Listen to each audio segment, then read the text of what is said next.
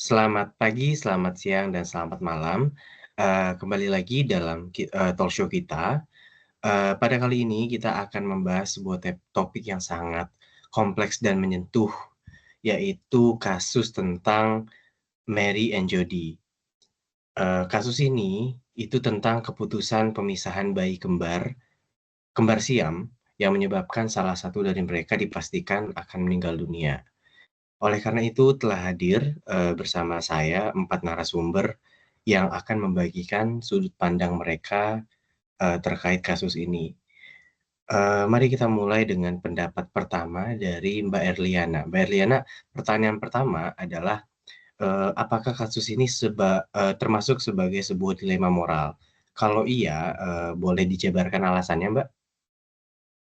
Terima kasih Mas Yoga. Menurut saya, kasus ini jelas merupakan sebuah dilema moral karena menyangkut keputusan yang sangat berat antara menyelamatkan satu nyawa dengan resiko pasti kehilangan yang lain.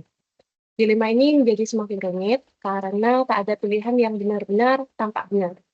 Jika bayi tidak dipisahkan, keduanya mungkin meninggal.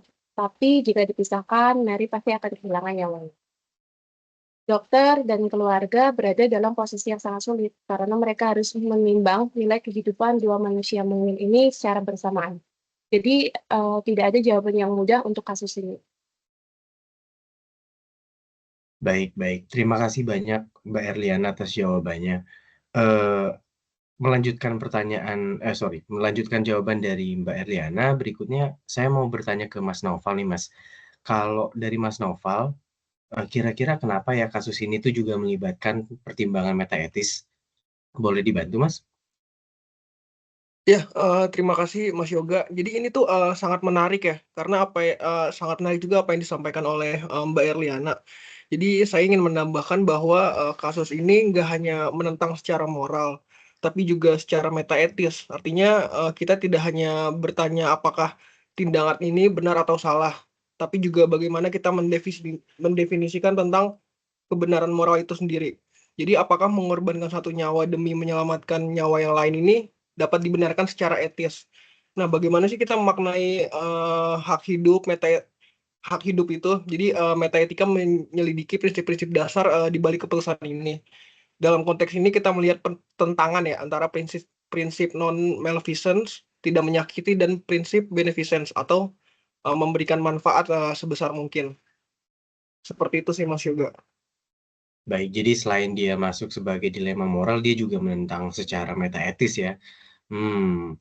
Baik, berikutnya kalau dari Mas Aziz nih, Mas, saya mau nanya, Mas, jika Mas Aziz ini seorang dokter, menurut Mas Aziz, apakah Anda akan memisahkan bayi kembar itu dengan resiko kematian salah satu?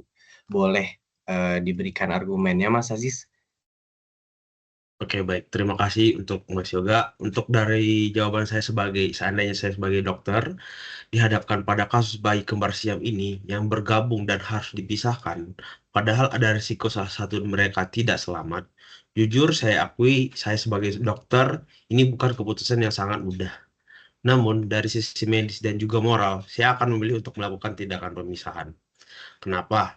Karena tujuan utama kami sebagai tenaga medis adalah menyelamatkan sebanyak mungkin dan memastikan pasien memiliki kualitas hidup yang baik setelah tindakan medis dilakukan. Dalam kasus kembar siam ini, bila kedua bayi ini dibiarkan dan tetap bergabung, risikonya sangat besar sekali. Karena mereka bisa-bisa sama-sama tidak selamat karena komplikasi medis atau penyakit yang sangat serius. Tapi kalau dipisahkan, meskipun ada kemungkinan salah satu dari mereka tidak bertahan, setidaknya ada satu punya peluang hidup untuk yang dari salah satu kembar siam ini. Saya sadar keputusan ini sangat berat secara emosional, baik itu untuk orang tua, keluarga, maupun bagi kami dari tim segi medis. Tapi dalam segi moral utilitarian, keputusan ini sangat menjadi lebih jelas. Prinsip ini mengajarkan bahwa tindakan yang paling benar adalah memberikan manfaat yang sangat besar. Dalam hal ini, menyelamatkan satu nyawa yang punya harapan hidup lebih baik dianggap lebih bijak daripada membiarkan keduanya dalam risiko kehilangan hidup. Itu sih untuk dari saya, dari segi medisnya. Oh, jadi kalau dari sisi medis, Mas Aziz itu akan memilih untuk menyelamatkan salah satu ya, Mas, ya? Tapi kalau secara medis kan seperti itu. Apakah secara hukum, pandangannya bagaimana gitu ya? Berikutnya mungkin saya mau nanya sama Mbak Raisa nih. Kalau dari Mbak Raisa sendiri, kira-kira alasan pengadilan untuk memberikan izin kepada dokter untuk memisahkan 2 bayi itu padahal mereka tahu bahwa pemisahan itu akan langsung menyebabkan Mary meninggal. Ada opini Mbak dari Mbak Raisa? Baik, jadi kalau secara hukum, keputusan pengadilan untuk mengizinkan pemisahan bayi ini bisa dilihat sebagai tindakan yang mempertimbangkan kesejahteraan jangka panjang. Nah, pengadilan cenderung mengambil keputusan yang didasarkan pada data medis dan prinsip etika profesional. Mereka tidak hanya mempertimbangkan nyawa Mary, tapi juga nasib saudara kembarnya yang memiliki peluang untuk hidup. Nah, bentuk tindakan dari pengadilan ini adalah yang paling manusiawi dan bertanggung jawab secara hukum, demi menyelamatkan setidaknya satu nyawa untuk kehidupan atau kualitas hidup yang lebih baik. Nah, di kondisi yang sangat kompleks ini adalah bentuk perlindungan terhadap hak hidup yang paling maksimal. Gitu dari saya. Menarik banget ya jawaban dari teman-teman semua.